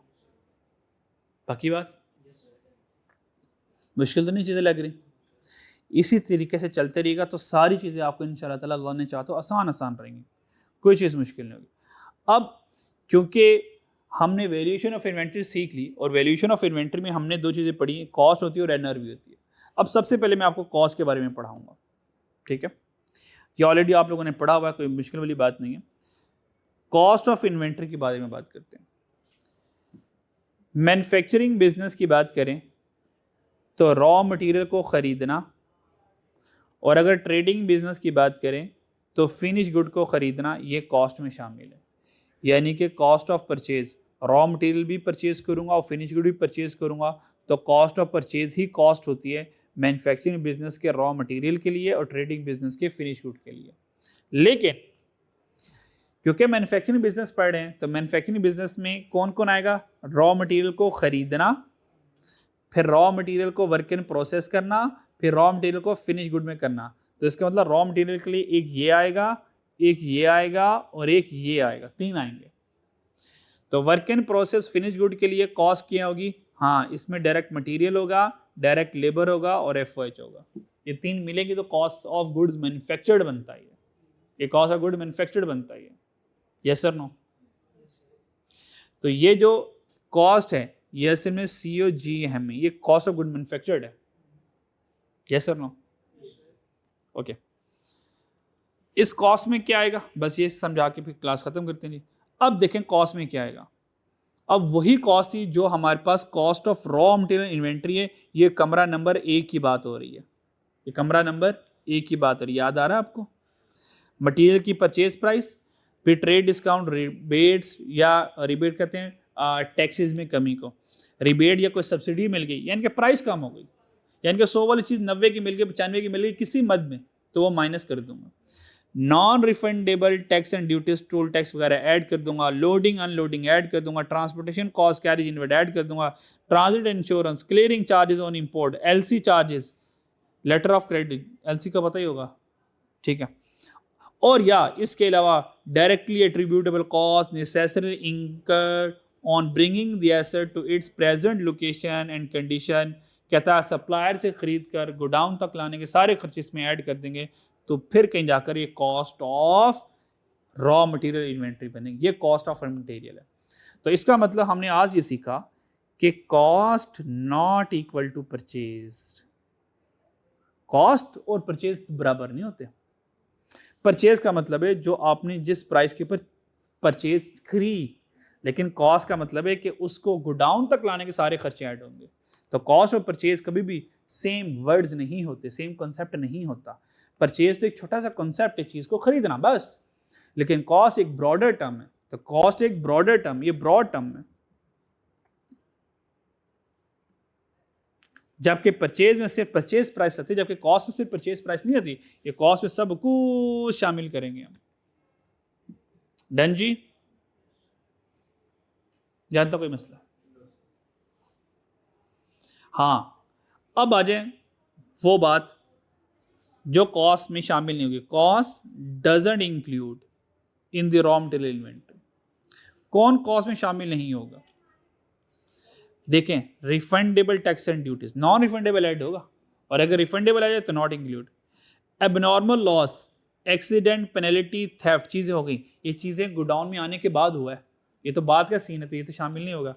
गोडाउन की सेफ्टी सिक्योरिटी, सेफ्टी सिक्योरिटी है तो ये FOH में चला जाएगा, ये FOH में चले जाएगा, लेकिन कॉस्ट का हिस्सा नहीं बनेगा, ये कॉस्ट का हिस्सा नहीं बनेगा, ये FOH में चले जाएगा। गोडाउन की सेफ्टी, गोडाउन की सेफ्टी को CCTV कैमरा लगाने को सिक्योरिटी गार्ड रखा हुआ है, FOH तो है, प्रोडक्ट कॉस्ट तो है, लेकिन मटेरियल के घर नहीं आएगा। ये वो वही आएगा जो गोडाउन तक लाने खर्चे हैं, यानी कि मटेरियल आने के बाद का खर्चा है। Storage cost, storage cost material को संभालने, स्टोर में रखना, स्टोर के कमरे को हमने सेट करवाया, कमरे को कोई रेंट है, पेंट शेंट करवाया, कोई कैबिनेट्स बनवाई, वो खर्चा FOH में आएगा। Carrying cost, carrying cost mean material को कैरी करने का खर्चा है, संभालने का खर्चा। सेटलमेंट कॉस्ट, कैश डिस्काउंट, आपको पता है क्या settlement settlement cost, cash discount, discount on early payment in case of credit good, ये सेलिंग कॉस्ट आएगा, ये सेलिंग कॉस्ट आएगा। ठीक है, चीजों को बेचने का खर्चा है ना, हम कैश डिस्काउंट दे रहे हैं, बात समझ आ रही है? हम कैश डिस्काउंट कब ऑफर करते हैं? जब हमने क्रेडिट पर चीजें बेचनी होती हैं। ठीक है, और हाँ, अगर हमने क्रेडिट पर चीजें खरीदनी है तो फिर हम, ठीक है, वो डिस्काउंट के ऊपर माइनस कर दूंगा मैं। ड्राइंग्स, ड्राइंग्स क्या होती है? चीजें आ गई, ऑनर जो है वो कुछ चीजें घर ले गया, तो वो हम स्टॉक्स में से माइनस कर देंगे। ठीक है, यानी कि ड्राइंग्स जो हैं और ये सारी चीज़ें हैं ये रॉ मटेरियल की इन्वेंट्री की कॉस्ट में शामिल नहीं होंगी। लास्ट बात, if examiner silent about tax and duties, examiner ने टैक्स एंड ड्यूटीज का वर्ड लिख दिया, आगे लिखा नहीं यार डायरेक्ट और रिफंडेबल है नॉन रिफंडेबल है, तो इस केस में हम क्या करेंगे, रिफंडेबल नॉन रिफंडेबल बताए नहीं, इस केस में क्या करेंगे, इनकम टैक्स रिफंडेबल होता है अगर साइलेंट हो क्वेश्चन, इनकम टैक्स रिफंडेबल होगा, बाकी सारे नॉन रिफंडेबल की कैटेगरी में चले जाएंगे। डन जी, चलो ठीक है। क्वेश्चन नंबर 6 ठीक है, कल ये प्रैक्टिस कर लूँगा, मैं खुद करवा दूंगा, वो जो होमवर्क दिए थे वो होमवर्क कर लीजिएगा, कल इंशाल्लाह ताला प्रैक्टिस क्वेश्चन नंबर 6 से हम ऑनवर्ड चलेंगे इंशाल्लाह। ठीक है जी, कोई सवाल है, कोई चीज़ पूछनी है तो यहाँ तक मैं से पूछ लूँ जी, कोई कंसेप्ट कोई चीज़ पूछना चाहते हो?